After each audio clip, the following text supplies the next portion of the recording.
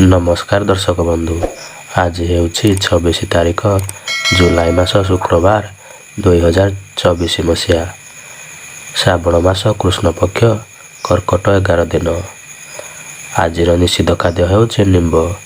ତେଣୁକରି ଆମେ ନିମ୍ବ ପତ୍ର କିମ୍ବା ନିମ୍ବ କଢ଼ କିମ୍ବା ନିମ୍ବ ଫଳକୁ ଖାଦ୍ୟ ହିସାବରେ ଗ୍ରହଣ କରିବା ନାହିଁ। ଏବେ ଆସନ୍ତୁ ଜାଣିବା ମେଷ ଠାରୁ ମୀନ ପର୍ଯ୍ୟନ୍ତ 12ଟି ରାଶିର ରାଶିଫଳ ବିଷୟରେ। ମେଷ ରାଶି ଜାତ ବ୍ୟକ୍ତିବିଶେଷମାନଙ୍କ ପାଇଁ ଆଜି ସହକର୍ମୀଙ୍କ ଠାରୁ ସାହାଯ୍ୟ ସହଯୋଗ ପାଇବେ। କର୍ମକ୍ଷେତ୍ରର ସ୍ଥିତି ସୁଦୃଢ଼ ରହିବ। ବ୍ୟବସାୟୀମାନଙ୍କ ପାଇଁ ଦିନଟି ଶୁଭପ୍ରଦ ରହିବ। ଅଧିକ ଶୁଭତ୍ୱ ପ୍ରାପ୍ତି ପାଇଁ ଆପଣ ଘରୁ ବାହାରକୁ ଗଲାବେଳେ ମହୁ ଖାଇ ଯାତ୍ରା ଆରମ୍ଭ କରନ୍ତୁ। ବୃଷ ରାଶି ଜାତ ବ୍ୟକ୍ତିବିଶେଷମାନଙ୍କ ପାଇଁ ଆଜି ବ୍ୟବସାୟୀମାନେ ସଫଳତା ଲାଭ କରିବେ। କର୍ମକ୍ଷେତ୍ରରେ ଥିବା ବାଧାବିଘ୍ନ ଆପଣଙ୍କର ଦୂର ହେବ। ଦାମ୍ପତ୍ୟ ଜୀବନ ସୁଖପ୍ରଦ ହେବ। ମହିଳାମାନଙ୍କ ପାଇଁ ଦିନଟି ଶୁଭ ରହିଛି। ଅଧିକ ଶୁଭତ୍ୱ ପ୍ରାପ୍ତି ପାଇଁ ଆପଣ ଘରୁ ବାହାରକୁ ଗଲାବେଳେ ଲକ୍ଷ୍ମୀନାରାୟଣଙ୍କୁ ଦର୍ଶନ କରି ଯାତ୍ରା ଆରମ୍ଭ କରନ୍ତୁ। ମିଥୁନ ରାଶି ଜାତ ବ୍ୟକ୍ତିବିଶେଷମାନଙ୍କ ପାଇଁ ଆଜି ପୂର୍ବରୁ ହଜିଯାଇଥିବା କୌଣସି ଗୁରୁତ୍ୱପୂର୍ଣ୍ଣ କାଗଜପତ୍ରର ସନ୍ଧାନ ପାଇପାରନ୍ତି। କର୍ମକ୍ଷେତ୍ରରେ ଥିବା ବାଧାବିଘ୍ନ ଦୂର ହେବ। ଉଧାର ଦେଇଥିବା ଅର୍ଥ ଆଜି ପ୍ରାପ୍ତ ହେବ। ଋଣ ନେବା ପାଇଁ ଦିନଟି ଉପଯୁକ୍ତ ରହିଛି।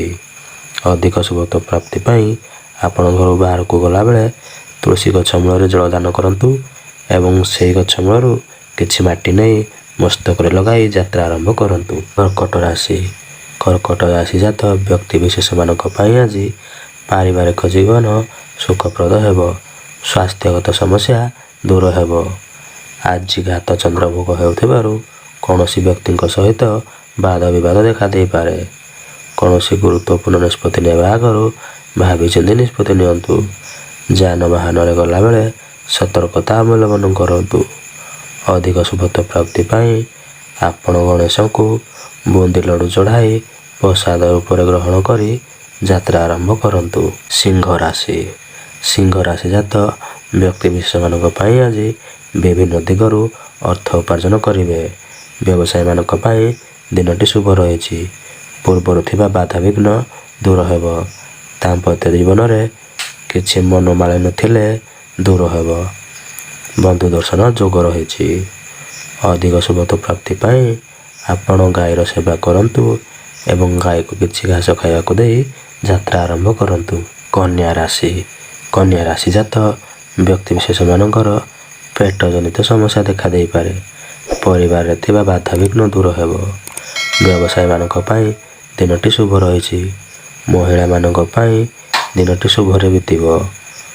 ଦୂର ବନ୍ଧୁଙ୍କ ସହିତ ସାକ୍ଷାତ ହୋଇପାରେ।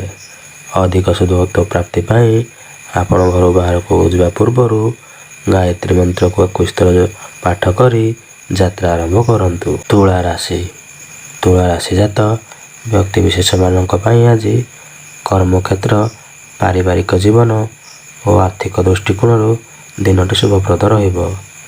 ଦିନଟି ଆପଣଙ୍କ ପାଇଁ ଅତ୍ୟନ୍ତ ଶୁଭପ୍ରଦ ରହିଛି।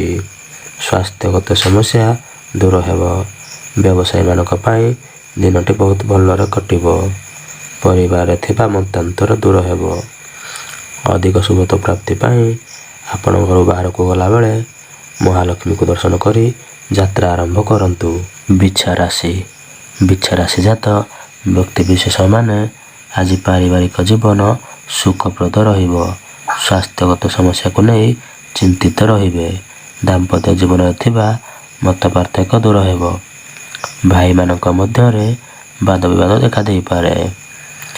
ସାଙ୍ଗସାଥୀଙ୍କ ଦ୍ୱାରା ଅସୁବିଧାରେ ପଡ଼ିପାରନ୍ତି। ଜଗି ରଖି ଚଳନ୍ତୁ।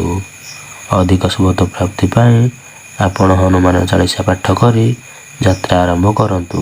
ଧନୁ ରାଶି ଜାତ ବ୍ୟକ୍ତିବିଶେଷମାନଙ୍କର ପ୍ରତ୍ୟେକ ଯୋଜନାରେ ବାଧା ଦେଖାଦେଇପାରେ। କର୍ମକ୍ଷେତ୍ରକୁ ନେଇ ଚିନ୍ତିତ ହୋଇପାରନ୍ତି। କୌଣସି ଗୁପ୍ତ ଶତ୍ରୁଙ୍କ ଯୋଗୁଁ ଚିନ୍ତିତ ରହିବେ। ବ୍ୟବସାୟୀମାନଙ୍କ ପାଇଁ ଦିନଟି ଭଲ ରହିଛି। ପାରିବାରିକ ଜୀବନ ଓ ଦାମ୍ପତ୍ୟ ଜୀବନରେ ମତପାର୍ଥକ୍ୟ ଦେଖାଦେଇପାରେ। ମାଙ୍କ ସ୍ୱାସ୍ଥ୍ୟକୁ ନେଇ ଚିନ୍ତିତ ହୋଇପାରନ୍ତି। ନୂତନ ନିଯୁକ୍ତି ମିଳିପାରେ। ଅଧିକ ଶୁଭତ୍ୱ ପ୍ରାପ୍ତି ପାଇଁ ଘରୁ ଆପଣ ବାହାରକୁ ଗଲାବେଳେ ହଳଦିଆ ରୁମାଲଟିଏ ପକେଟରେ ରଖି ଯାତ୍ରା କରନ୍ତୁ। ମକର ରାଶି ଜାତ ବ୍ୟକ୍ତିବିଶେଷମାନେ ଆଜି ପୂର୍ବରୁ ଥିବା ବାଦ ବିବାଦ ପରିସ୍ଥିତି ଦୂର ହେବ। ଦେହ ମନ ସୁସ୍ଥ ରହିବ। ପାରିବାରିକ ଜୀବନ ସୁଖପ୍ରଦ ହେବ। ପୂର୍ବରୁ ଥିବା ବକେୟା ଅର୍ଥ ଶୁଝିବେ। କାହାଠାରୁ ଉଦ୍ଧାର ଆଣନ୍ତୁ ନାହିଁ। ମହିଳାମାନଙ୍କ ପାଇଁ ଦିନଟି ଭଲରେ କଟିବ। ଅଧିକ ଶୁଭତ୍ୱ ପ୍ରାପ୍ତି ପାଇଁ ଆପଣ ଘରୁ ବାହାରକୁ ଗଲାବେଳେ ମହୁ ଖାଇ ଯାତ୍ରା ଆରମ୍ଭ କରନ୍ତୁ। କୁମ୍ଭ ରାଶି ଜାତ ବ୍ୟକ୍ତିବିଶେଷମାନଙ୍କ ପାଇଁ ବିଭିନ୍ନ ଦିଗରୁ ଅର୍ଥ ଲାଭ କରିବେ। ବ୍ୟବସାୟୀମାନଙ୍କ ପାଇଁ ଦିନଟି ଭଲ ରହିଛି। ପୂର୍ବରୁ ଦାମ୍ପତ୍ୟ ଜୀବନରେ ଥିବା ମତ ପାର୍ଥକ୍ୟ ଦୂର ହେବ। ଉଚ୍ଚ ପଦାଧିକାରୀମାନଙ୍କ ଠାରୁ ପ୍ରଶଂସା ଲାଭ କରିବେ।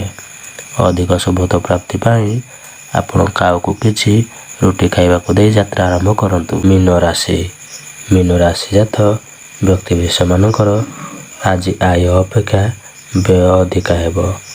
ପରିବାରରେ କିଛିଟା କଥାକୁ ନେଇ ମତ ପାର୍ଥକ୍ୟ ଦେଖା ଦେଇପାରେ। ଘରକୁ ବନ୍ଧୁ ଆଗମନ କରିବେ। ମାଙ୍କ ସ୍ୱାସ୍ଥ୍ୟକୁ ନେଇ ଚିନ୍ତିତ ହୋଇପାରନ୍ତି। ନିଜ ଶରୀରରେ ଥଣ୍ଡା, ଜ୍ୱର, କଫ ଓ ଭାଇରାଲ ଇନଫେକ୍ସନ୍ ଆଜି ଦେଖା ଦେଇପାରେ। ବିଦ୍ୟାର୍ଥୀମାନଙ୍କ ପାଇଁ ଦିନଟି ଭଲରେ କଟିବ।